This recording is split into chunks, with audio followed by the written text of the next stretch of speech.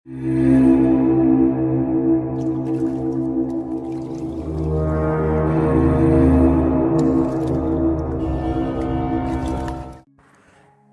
datang di Cerita Bebas Channel. Selamat datang kepada para pecinta cerita horor dan cerita misteri. Di video kali ini, saya kembali akan membawakan sebuah kisah mistis, yaitu kisah mistis selama tinggal di rumah tua peninggalan Belanda. Ini adalah sedikit cerita tentang rumah tua peninggalan zaman Belanda.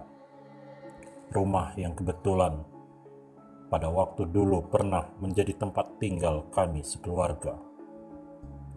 Saya akan ceritakan pengalaman mistis yang pernah saya alami selama tinggal di sana.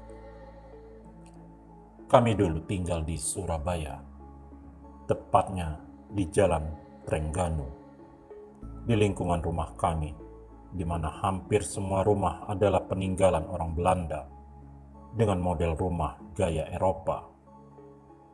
Luas rumah minimal 300 meter persegi dan ada yang lebih luas lagi.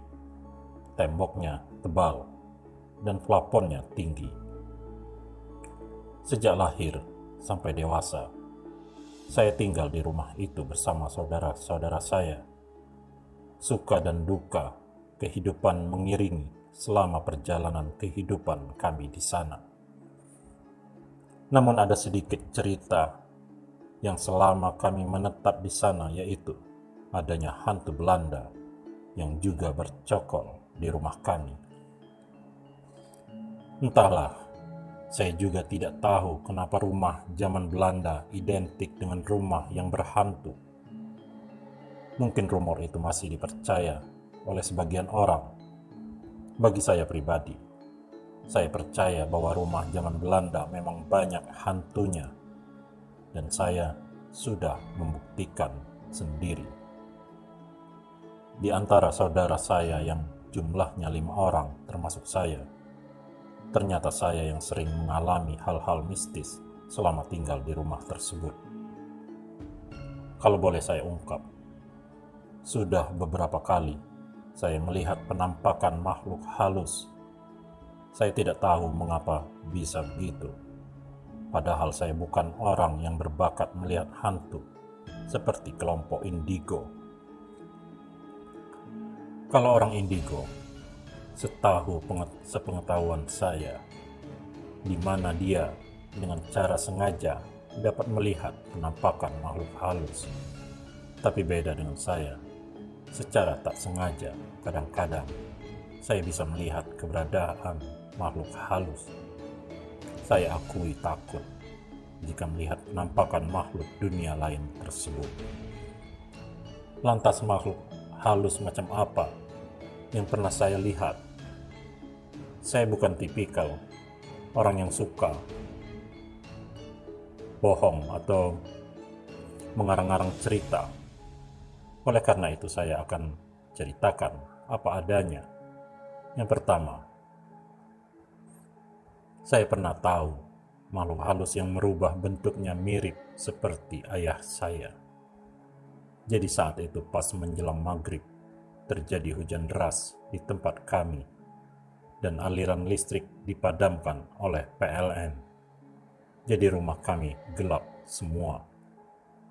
Dalam suasana gelap yang tiba-tiba, saya keluar dari kamar. Maksud saya mau mencari lilin untuk penerangan.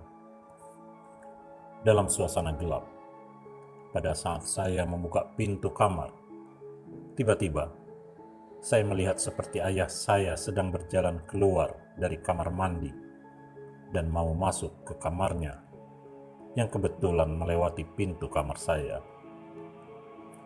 Saya minggir menempel ke pintu, membiarkan ayah saya berjalan lewat di depan saya. Setelah itu, saya menutup kembali pintu kamar saya dan bergegas menuju ke ruang makan, mau mencari lilin di sana. Kemudian, betapa terkejutnya saya ketika melihat ayah saya sedang membantu ibu. Beliau lagi mengiris wortel. Lantas saya tanya ayah saya, "Bapak tadi apa habis mandi?" Bapak saya cuma menjawab, "Lawong saya dari tadi di sini membantu ibu." Saya jadi merinding disko mendengar jawaban ayah saya seperti itu. Lantas siapa tadi yang lewat di depan saya? Akhirnya, saya tidak berani kembali ke kamar saya sambil menunggu lampu rumah menyala kembali. Itu pengalaman pertama saya ditemui makhluk halus yang menyerupai sosok ayah saya. Saya jadi percaya saat itu kalau makhluk halus bisa merubah bentuknya menjadi mirip siapa saja yang dia kehendaki.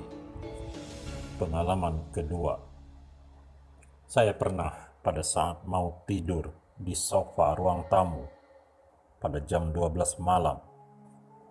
Tiba-tiba, dalam kondisi setengah sadar, saya seperti melihat seorang laki-laki yang lagi menggandeng dua anak kecil, perempuan dan anak laki-laki di tangan kanan kirinya.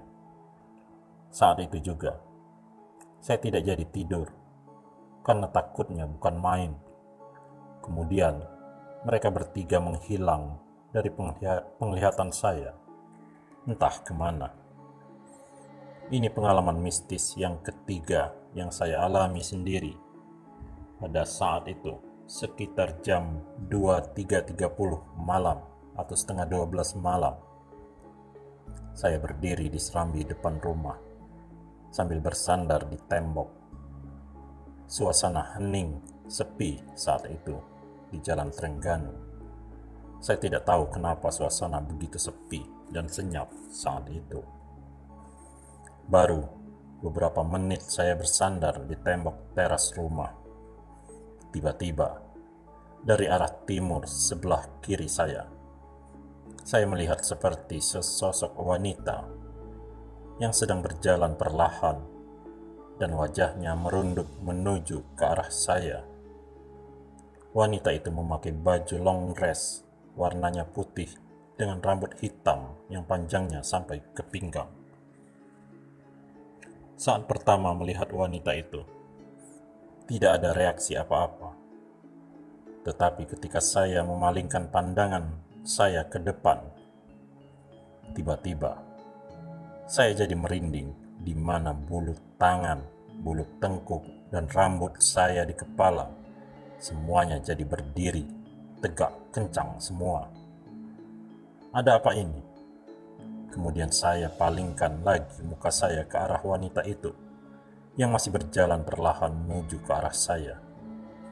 Saat itu, saya masih mencoba melihat wajahnya, tetapi tak kelihatan matanya, hidungnya, mulutnya, tak kelihatan semua.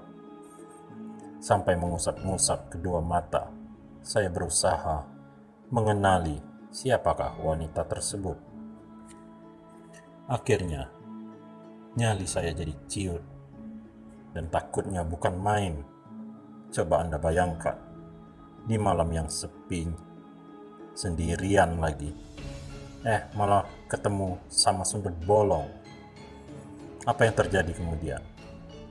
Saya langsung ambil langkah 10.000 alias kabur, masuk ke dalam rumah, sambil lari dengan tapak kaki menjinjit-jinjit. Saya langsung bergegas masuk ke dalam rumah. Mungkin kalau saya tidak lari sambil menjinjitkan tapak kaki, saya pasti akan lari di tempat. Alhamdulillah, akhirnya saya bisa masuk ke dalam rumah sambil berdiri menunggu di balik pintu.